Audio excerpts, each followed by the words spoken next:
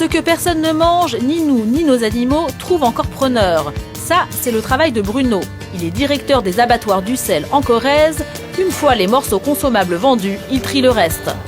Vous voyez ces boyaux qui vont être utilisés pour faire des cordages, des guitares, des violons ou autres. Voilà une des autres utilisations qu'on peut faire avec le porc.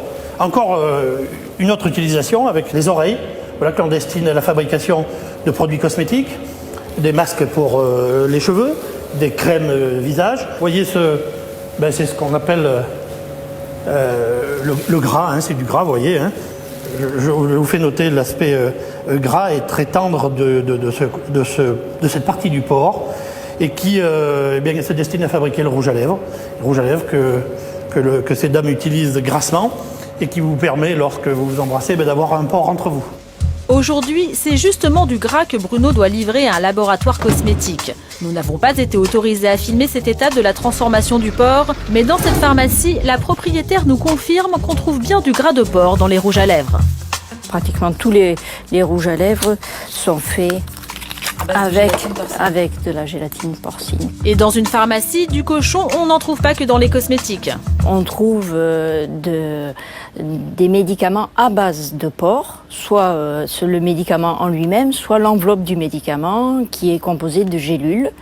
Chaque fois, comme vous pouvez le constater, on a cette pellicule est faite à base de gélatine. Si vous ne mangez pas de porc pour des raisons religieuses, pas de panique.